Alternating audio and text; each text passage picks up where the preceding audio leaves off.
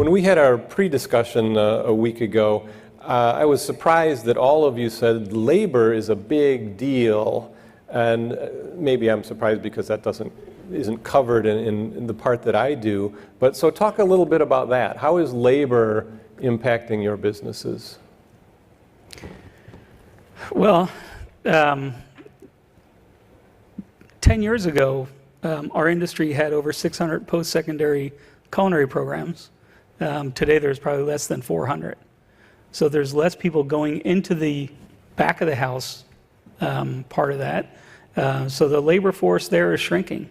I think they're thinking, I don't know what, I'm from another generation. So this generation, the younger generation, we're going to have a problem with back of the house staff in the next 10 years. And that seems surprising to me, that not going into training, because we hear about, how many people are going into, healthcare services, which doesn't seem as interesting to me as back of house food service, but maybe I'm biased. So I guess I'm surprised that there's so many fewer programs. And is there a pace reason for that? I mean, do they not perceive it as something that pays off as well as other positions? The American Culinary Federation is looking into that, why this is happening. There's no real reason. There's nothing we can pinpoint as to why there's less people going into the back of the house. But hopefully we can slow down the closure of the culinary programs and build them up again. There's really no crystal ball telling us why. Labor?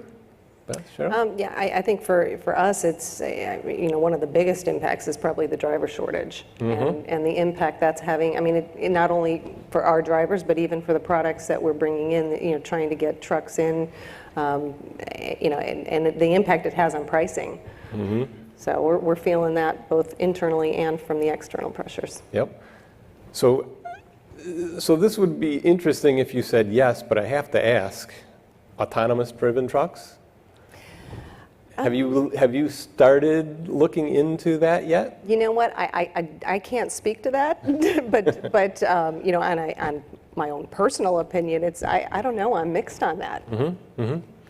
Yeah, and so it doesn't necessarily have to be across country, right, from California to Philadelphia, but between your closer together stores or something like that.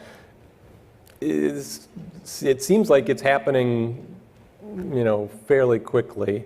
Obviously has to get through regulations and things like that, but if there are going to be shortages on drivers and people back of house and healthcare and everywhere else, then the tech people here in San Francisco are going to find solutions for that. And we actually talked about it at Sysco. Yes, I can imagine. Autonomous vehicle.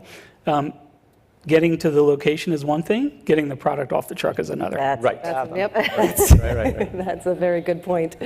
How it's going to get off the truck is another. There's still, I want to work from home personally. I've got to find a way to boil water from home. I just haven't found that way yet. All right. Yeah, and Sysco, I would hazard a guess, probably delivers products to almost every city in this country. Pretty close to it, right? Pretty much. So transportation, I mean, I would think, a huge portion of it. Be one of the drivers is a huge part of it. Yeah. Right. So it's coming. Cheryl? Sure. I think it's a big issue for us, and I always say to people, the grocery industry is not necessarily a sexy business. I think any service business is a good business to be in, so we try to recruit from that perspective, but it's hard work, it's monotonous, it's a lot of things that I think the new generations or the younger generations are not that keen on. So I think that what I've found is certainly millennials and members of the I generation are what I always say is they are impatiently ambitious. They like to be promoted. And there aren't necessarily in a small business enough positions to promote them at the level that they want to be. So it's hard to keep them engaged, both from a task perspective, keeping it interesting, as well as being able to pay them sufficiently to keep them satisfied.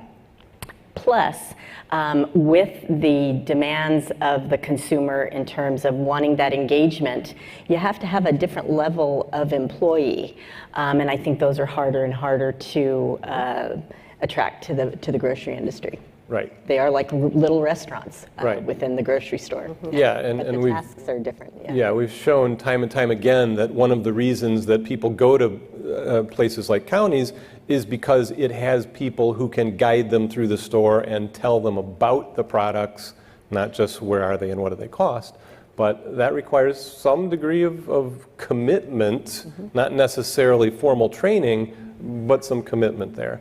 And then, labor is a big issue, and that actually will probably defend against one of your other worries is online sales. And because every company out there, certainly big company, is trying to figure out how to deliver things to your doorstep.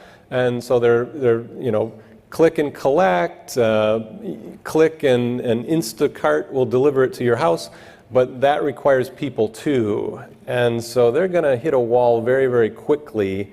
Of course, one of the reasons they're doing it that way is that Instacart people aren't the employees of Walmart or Kroger or wherever they're delivering from, so that they don't have to pay them $15 an hour, which is starting to happen in the big markets.